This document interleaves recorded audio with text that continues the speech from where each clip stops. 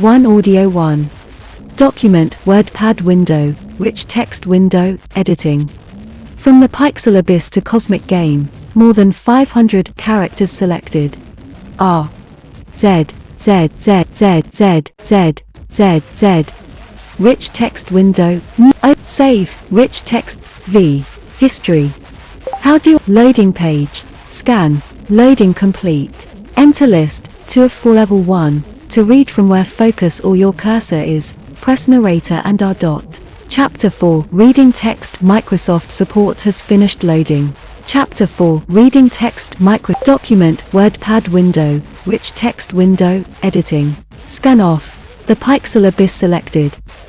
Tyler Vance was 16, bored, and stuck in the beige sprawl of suburbia.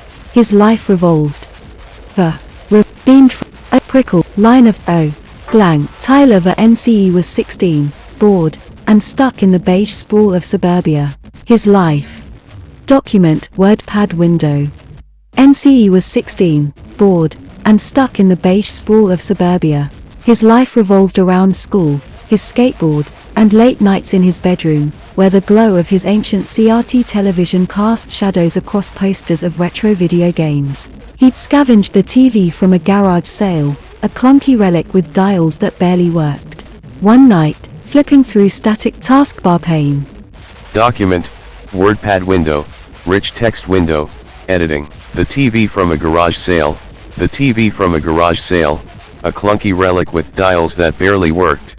One night, flipping through static choke channels, he stumbled on Pixel Slaughter, a late-night show that looked like a fever dream of a 90s boomer shooter, low-poly graphics, blood-soaked corridors, and a host called the Overlord, a pixelated figure with a voice like grinding gears. The show was bizarre, aired on a channel Tyler couldn't find in any guide, and felt like it was beamed from another dimension. The Overlord narrated gameplay, mowing down digital demons with a chain gun, his commentary sharp and oddly personal. Tyler was hooked. He'd watch until dawn, the TV's hum drowning out the cicadas outside. At first, it was just cool, a nostalgic trip into the kind of games his dad used to play. But then the Overlord started saying things that hit too close to home. One night, the Overlord described a kid who wiped out on his skateboard, scraping his knee on the cul-de-sac. Tyler's bandage was still fresh from that exact fall. Another episode, the Overlord chuckled about a kid sneaking a Monster Energy drink past his mom, just like Tyler had done hours earlier. The details piled up: a forgotten math test, a fight with his friend Ethan over a borrowed comic, the time Tyler found a cracked Game Boy in the attic and spent an hour failing to fix it. Each episode, the Overlord's pixelated eyes seemed to stare through the screen, right at him.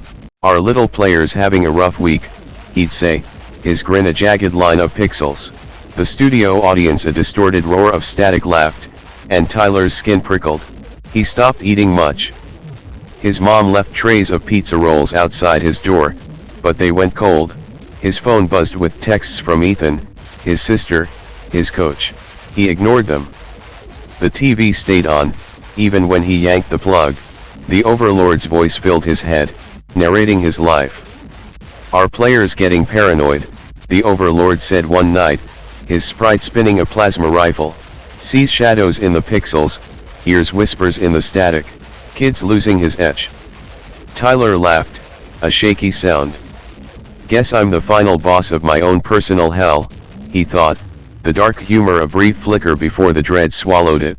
He started seeing things, glitches in his vision, like low-poly enemies flickering at the edge of his room. The TV's static buzzed even when it was off, and sometimes he swore he saw the Overlord's face in the screen's reflection, blocky but too real. He tore apart his room, looking for cameras, bugs, anything. Nothing. He called the cable company, but they had no record of channel 99. "Sounds like a pirate signal," the rep said, yawning. Tyler stopped sleeping, his eyes bloodshot, his hands trembling as he clutched a baseball bat for protection. Finally, he couldn't take it. If the Overlord knew his life, Tyler would confront him. He found a lead online: a defunct TV station in a strip mall 20 miles away, surrounded by shuttered vape shops and a derelict arcade. He rode his bike there at midnight, The streets eerily quiet, his stomach empty save for a stale granola bar. The station was a concrete husk, its sign barely legible, KZXT Channel 99. The door was ajar, creaking as he slipped inside. The air smelled of ozone and melted plastic. A flickering hallway led to a studio, the set of pixel slaughter, unmistakable neon green walls, a pixelated throne, and a massive CRT screen displaying a looping death animation. The Overlord stood there, no longer a sprite but a physical presence, his body a glitchy amalgam of polygons and shadow, his eyes two glowing white squares. Player 1. The Overlord's voice boomed, synthetic and sharp. You're just in time for the final level. Tyler gripped his bat, his voice cracking. How do you know me? My life, everything. What is this? The Overlord's sprite-like face flickered, revealing something beneath tendrils of light, eyes like collapsing stars, an eldritch form that pulsed with alien intent. You've been fragging in our arena, Tyler, he said, his voice now a chorus of distorted MIDI tones. Your thoughts, your fears, their data. We collect it, stream it, you're the star of our little game. Game. Tyler's knees shook. This isn't a game. You're in my head. The Overlord laughed, a sound like a corrupted sound file. Or you're in ours. Step into the arena, kid. Beat the boss, win your freedom, or respawn forever. Tyler swung the bat, but the air rippled, and he was no longer in the studio. He stood in a pixelated corridor, the walls dripping with digital blood, a chain gun heavy in his hands. Enemies swarmed low-poly demons with jagged teeth. He fought, his screams blending with the game's chiptune soundtrack, blasting through levels that twisted like his own memories, his school's hallways, his cul-de-sac, his attic. Each kill drained him, his body growing heavier, his vision glitching. At the final level, the Overlord loomed, a towering boss sprite with a health bar that pulsed like a heartbeat. You can't win, player 1, he taunted, his voice echoing in Tyler's skull. Your code now.